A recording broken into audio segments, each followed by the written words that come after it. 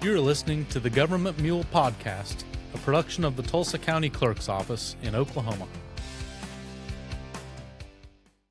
Okay, so we are here with another episode of the Government Mule podcast. My guest today is the Honorable Stan Sallee. He's our District 1 County Commissioner, and we're going to talk about federal funding. So back in 2020, we got hit with the pandemic that occurred, and one day we sort of woke up and there was money in our bank account. Yeah. So we're going to talk about the CARES program. That's the Coronavirus Aid, Relief, and Economic Security Act. And then also the ARPA program, the American Rescue Plan Act. And so for everyone who's out there listening, so in Tulsa County and every county in Oklahoma, we have 3 county commissioners. As of today, Stan is the only one of our commissioners that served the entire duration during the pandemic scenario that we dealt with. And so anyway, I just want to first start off by thanking you, Stan, for coming on and doing a little bit of an intro. Stan was elected in 2018, sworn in late 2018. Kind of tell us a little bit about how you got started.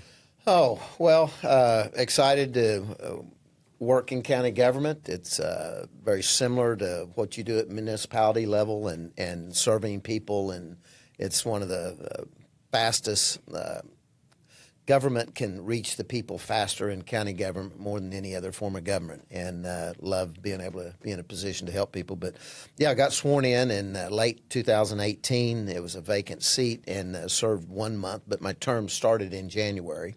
And shortly after, the historic flood that Tulsa County had and took a lot of our time, and it was something that nobody was anticipating. And so the daily ongoings of county government kind of shifted into recovery and helping those people that were impacted by the floods. And as that went on for a few months, my parents got ill.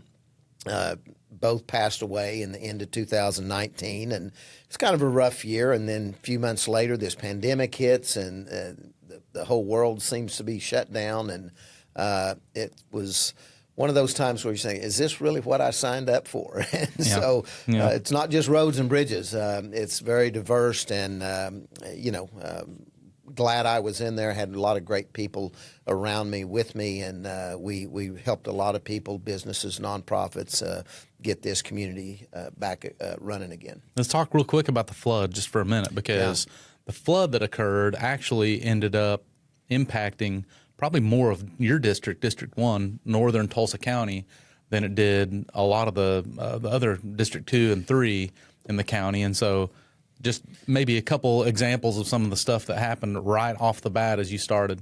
Well, just, shutting down roads and evacuating people from their homes, and then trying to find places for them to stay, and then the reimbursement process. And we're still dealing with that today, getting people buying out properties throughout the county through FEMA project. And it's just took a lot of time, but people need help, and we were there to facilitate.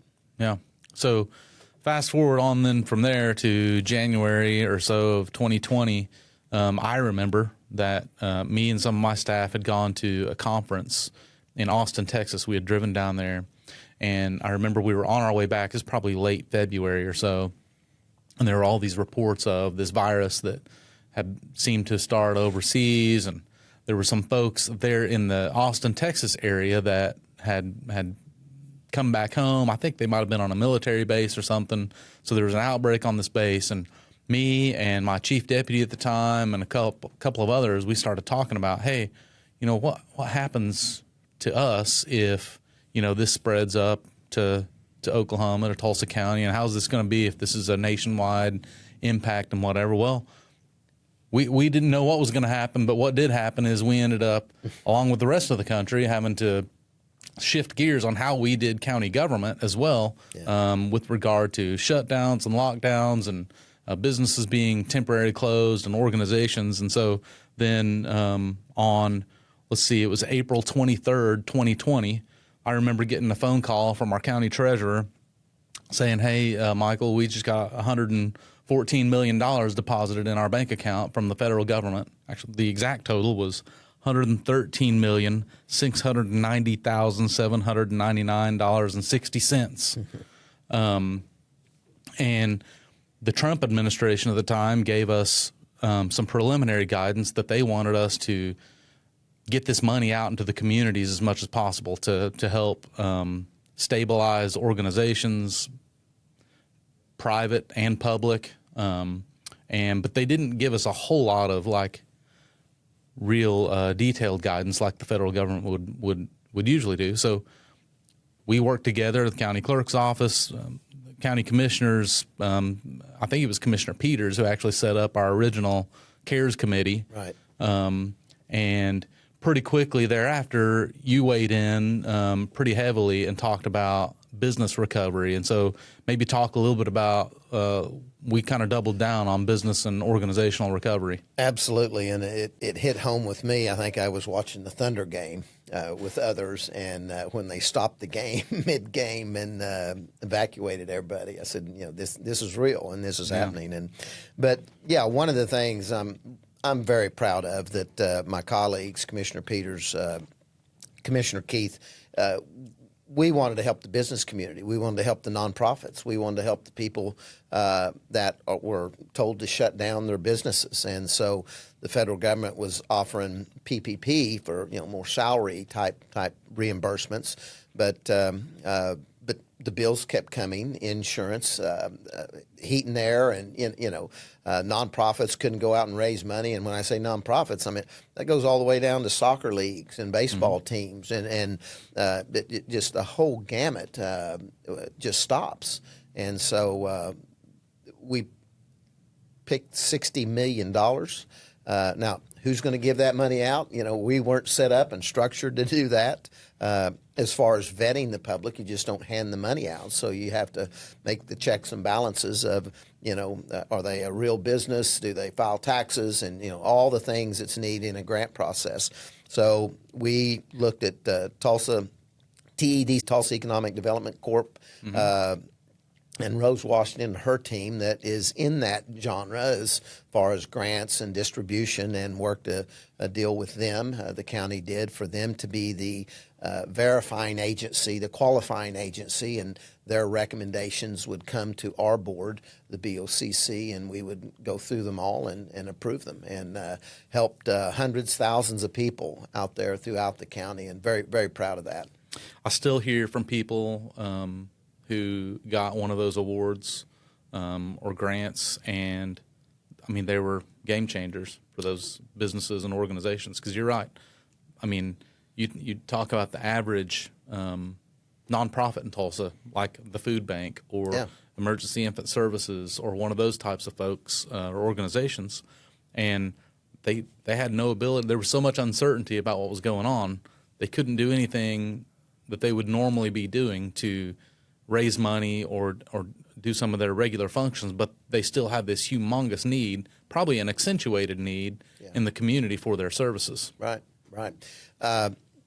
I remember funding the Chamber of Commerce stepped in, and we spent thousands on these care packages for that had all types of sanitation and things involving around the coronavirus, and had it at Expo Square, and people would drive through Expo Square, and we'd hand them a box. It'd last them maybe 2 or 3 months supply, and gave thousands of them out. And people were very appreciative, but couldn't get out of their cars. I mean, everybody was trying to be very cautious on even distributing those things. But those are some of the things you don't think of. And we had a lot of collaboration from a lot of people. And it just wasn't the 3 county commissioners. We had a committee within Tulsa County government. Michael sat on that. John Fothergill, the treasurer, sat on.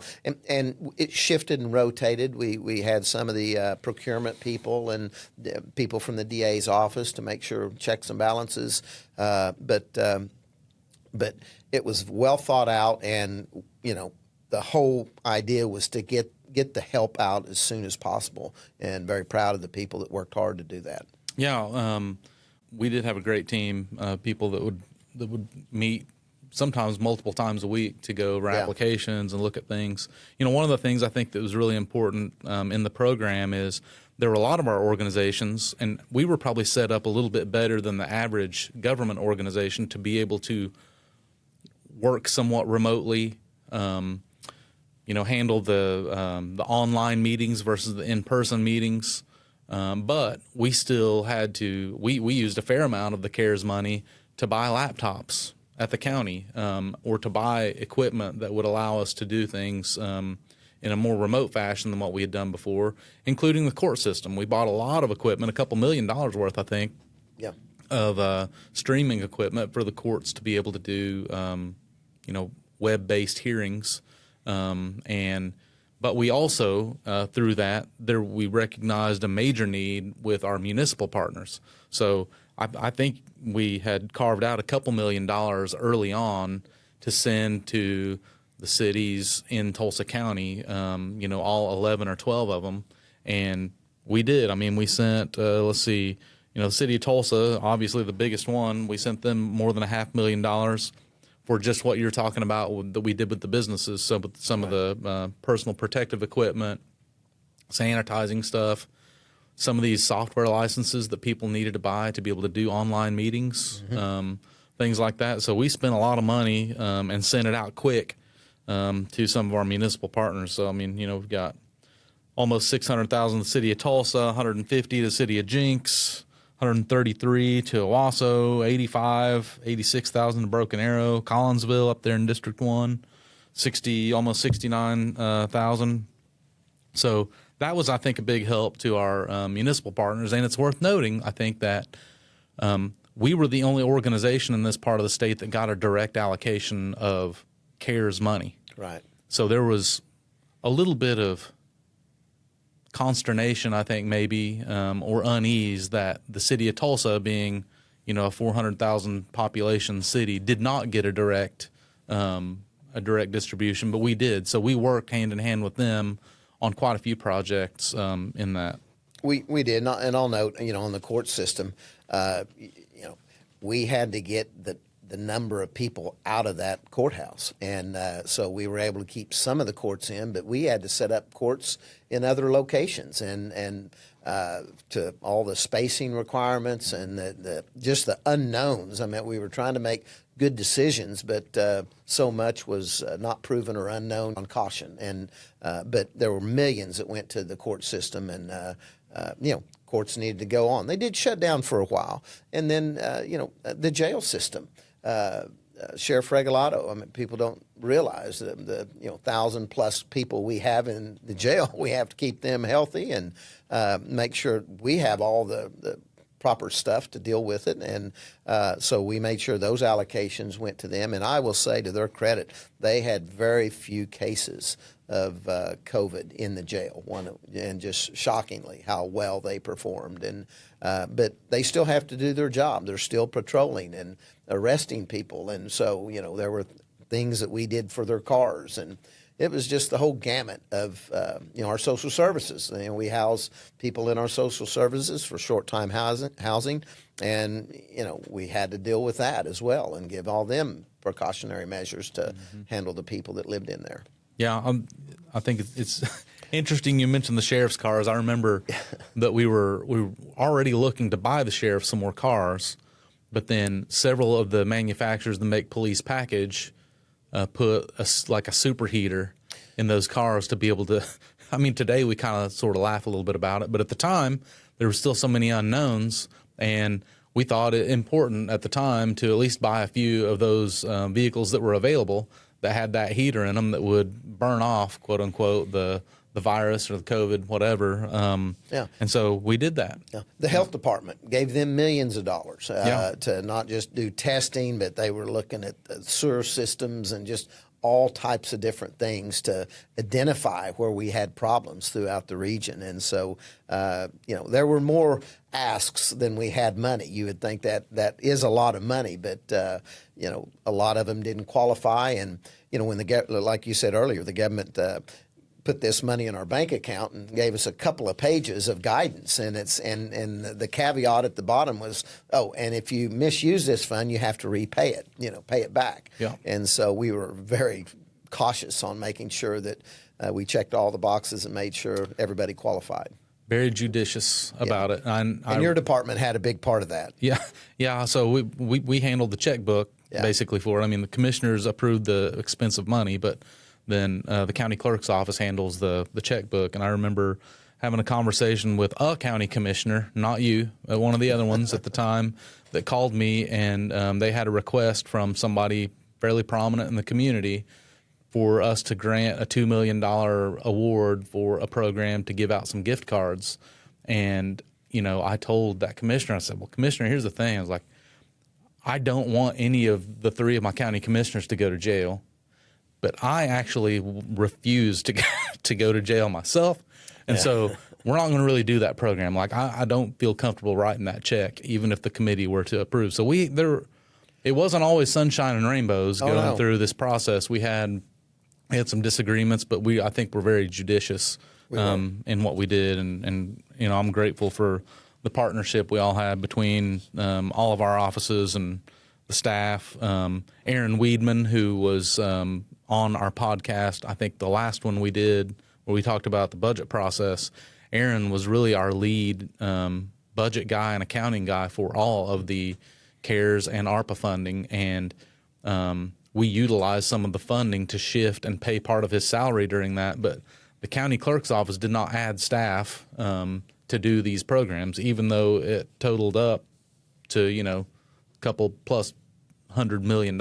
So, we had a lot of work going on. And a lot of that work was in the rental assistance program that we gave, 10, 15, 20 million, whatever that number was, to people that, lost their job. And the bills kept coming. The rent was still due. And so those that qualified, we were trying to help them to stay in their house, stay in their apartment. And keeping track of all of that, we worked with another company within the community that has handled those rental assistance. So that worked well, but it was just a lot of paperwork. Yeah, a lot. In fact, so with Tulsa Housing Authority, we partnered with them at first in CARES. At more than $9 million aimed at just what you were talking about. Yeah, Expo Square. Fairgrounds. Square, I think the Corps of Engineer came in, and at the time they were looking at a regional location for a lot of things, not knowing how many people, how many casualties there would be. They were looking at, or a regional hospital that would handle lots of people. So they toured Expo Square, and they thought it would be just a perfect place. But we needed a fencing perimeter completed. They needed heat and air or fire suppression, just a few things that we were able to get to make those improvements. And we have those improvements done now, so if there would ever be an instance in this region. They didn't end up using us, but it was an opportunity to have a facility that would handle these major emergencies. And we weren't just talking regionally. We were talking multi-state. They were looking for one large facility. So that worked out for Expo Square, but now we have a facility that can handle something like that. Yeah. Let's switch over to ARPA. So ARPA, while CARES was more a sort of a triage type program, if you would. Right. ARPA became more of a strategic program, I think, for us. We received a total of $126.5 million, and those payments were divided in two. We got the first one in May of 2021, the second one in June of 2022. And I remember, I believe when we started the program, you were chair of the BOCC, correct, the county commissioners that year, and we had formulated this committee to where the chair of the Board of County Commissioners would be the chair of the committee for each year. So that rotates here. Every commissioner rotates being chair, and I guess in 2021 was your year, I think, and we had a lot of discussion amongst the committee and other people from the community talking about how we needed to shift gears between what we did with CARES and what that program was really for versus what ARPA was for. ARPA came out with a lot more guidance, although it did also change throughout the months and years. Right. But we decided, and I credit this to you and our other two commissioners, and really the people that participated on the committee. We shifted this into more of a strategic and really a true recovery effort type situation. You want to talk a little bit about that? Yeah. Little did we know our bank account was going to get even bigger. Who would have ever thought that county government would be in charge of $250 million to distribute? And so, where I would rather be out paving roads and taking care of bridges and those kind of things and the other obligations that we have, but this consumed a lot of our time. But one of the first things I did was reach out to Mayor Bynum and said, we don't want to be duplicating things. Let's get together. And his whole staff came over to our offices, and I think you were there as well. And we sat down with his staff, himself, and kind of went over some needs that they were looking at, and which that really facilitated in us working with them, going over to the city hall and sitting down with their counselors that were appointed to a ARPA board, and work together to make sure major projects, as you know, one that was on the list was the airport tower. Federal government, we're one of the few communities, Tulsa, that owns its own airport tower, and the federal government was breathing down our neck to the airport authority to build a new one or maybe relocate it somewhere else. I'll interrupt you just real quick. Yeah. One of the key differences here, so as we're talking about ARPA, the city of Tulsa actually got an ARPA allocation on this one, whereas they didn't with CARES, and so that was the reason why we had the sit-down talk about how we would collaborate with each award. Yeah, we thought our monies together on regional projects, and you mentioned that. I mean, our thought was long-lasting, transformational projects that would just last our region forever, and the airport tower was one of them. As you know, the Veterans Hospital was another, and you might talk about that as well. You were involved in that. Yeah, just blocks away from us here in downtown Tulsa, you have the old, I was actually born there, the Oklahoma Osteopathic Hospital is what it originally was. Yeah. And then it's become several different things, but now it's the OSU Medical Center, and right across the street is the old state office complex that has been repurposed. Right. So I think it was OSU was the group that came to us and said, hey, we would love to have some help with this project. And one thing I think, if there's one thing we focus on and do a pretty good job with in Tulsa County as an organization, it's attempting and trying to support our veterans as much as possible. And, we have homelessness issues and all those kinds of things going on, and the veterans population is probably impacted as much as any, and part of that. And so we were really excited. I was really excited for us to make the recommendation. I mean, we awarded $4 million. It was one of our single largest awards that we granted to an organization to help them make their facility happen. And I think you were at the groundbreaking or whatever, and they've got it going on over there now. They do, and there was also another element, the state psychiatric hospital. Our monies also help facilitate that, go from a 50-bed operation to a 100-bed operation, and parking garages need to go with that. And so it was a great partnership with a lot of people involved, and so proud of that we can serve those with mental health issues, but our veterans key is to be a part of that is very, very, very special. Yeah, agree. But yeah, we in addition to the air traffic control tower at the airport, that was probably our single largest award. I think about $7 million, I think, is what we ended up putting into that. Does that sound right? Yeah. With our partnership with the city of Tulsa, we were putting in 7. They were putting 7, and the airport authority was putting in 7 in hopes that we could do a matching grant with this state of Oklahoma for $21 million, and the initial price was around $45 million is what it was going to cost. And during all of this, inflation or the price of everything, availability of goods, getting them in, supply chains kept getting worse or going up in cost.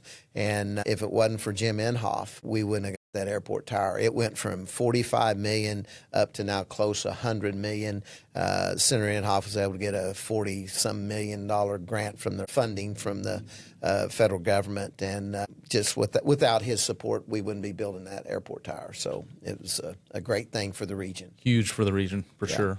Some of the other things that I want to talk about with ARPA, we had, the county has a really good working relationship with our tribes, our tribal governments, and really in the county, your district over the years, even with your predecessor, Commissioner Smalago, now you, we have some really good working relationships with the Cherokee Nation, help us with road projects and all that kind of stuff.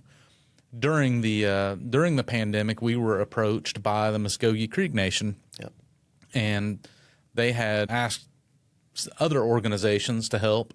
They built and bought the old Cancer Treatment Center hospital over in southeast Tulsa.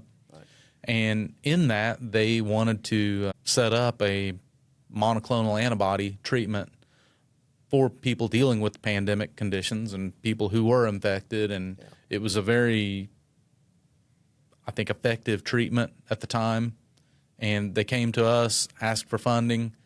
We ended up giving them $500,000 for their program, and I think it really helped kickstart a really good relationship, or bolster a really good relationship we already had with the tribes. But that was one of my favorite projects we did, because they were really able to activate a facility that was set up for something similar when it had been the Cancer Treatment Center. Yeah, they had the stations already set there, so it was just a natural. I'll tell you, to this day, Secretary of Health Terry, whenever I see him, we talk about that, and he said not a day goes by that somebody, tribal, non-tribal, because it did. It was for anybody, not just tribal members, and it was for the general public. But he said not a day goes by that somebody doesn't come up to him and say, I really believe that saved my life or my father's life, and we bonded because of that. But it's just been something that meant a lot to people that needed the help, and that wasn't available everywhere. And so it was a big partnership, and the Cherokee Nation and Tulsa County, Muskogee Creek Nation, and Tulsa County are forever grateful for each other for that partnership. Yeah, agree. It was a life changer for lots of folks. You bet. One of the other things that I think came up during the pandemic conditions that we were dealing with, and a lot of it was really more, I think, due to the mandates that we had to lock down and do some different things, is that domestic abuse, family issues started to crop up. Yeah. A couple of the organizations that were some of my favorites that we helped, the Family Safety Center, we put $2 million into their project, which they're now have at least part of it open. Yeah, I think over there on Sheridan. And then our friends at the Spring Shelter, they deal with domestic violence issues. I think those are a couple of the real meaningful ones. And in a future podcast, I want to actually invite some of them over, so we'll maybe revisit with them at some point. But that was a big thing that we did. We helped a lot of nonprofits. Well, we did, and some of them, it was the first time I heard of the nonprofit, and they were all coming out of the woodwork they needed help. And what I started was really pushing to get the whole committee to go out and tour these facilities, to really understand where this money's going. It wasn't just a presentation and we're, okay, sounds great, but it was really to put our hands on, see what they're doing, see the impacts, and that was eye-opening for me to know the amount of people that are out there in need, organizations in need, but the good work they're doing. One of the ones that we spent a fair amount of time going to visit is right over here in downtown, the Retrain Tulsa. We made some awards to those folks, and that was one of your, you kind of spearheaded some of that. Yeah, it was, putting people back to work and getting them retrained. And Karen Pennington that runs that operation just does a phenomenal job, and they needed some assistance. And we really made an impact on having young people ready for employment that teaches them how to do a job interview. And a lot of, they don't have college degrees, and a lot of them don't think they're capable of this job. So it was really an education for our youth and to get them into the workplace, but to get them prepared to go into the workplace and to make sure they're aware of all the opportunities that are out there for them. And so tremendous program and one of many, but it was a good investment for the region. Yeah. One of the last things I wanted to kind of highlight is we did a fair amount of internals to Tulsa County stuff. We did, yeah. With both these programs. But one of the things we talked about initially, really throughout the whole situation, is what can we do to activate some of the assets that we already have at the county? And we're unique because we have a parks department. No other county in Oklahoma has a parks department. We did a fair amount of investment, and we're hoping to get people back outside and doing stuff and active and all those sorts of things. So we did lots of work on tennis, trails. We recently opened a disabled accessible trail over at Chandler Park.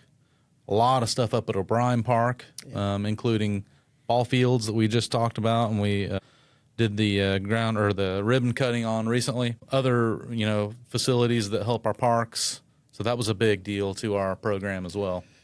Yeah, and as you mentioned earlier, the ARPA program changed. Sometimes things weren't qualifying, and then later they relaxed them, and because there was counties and cities that were having problems getting the money out the door on what they could invest in or support. Mm-hmm. And so as the federal government relaxed that, some of those outdoor activities was something that fit right into what we do. And so, Chandler Park, O'Brien Park, LaFortune Park all received substantial investments and just enhanced the quality of life for the people in Tulsa County.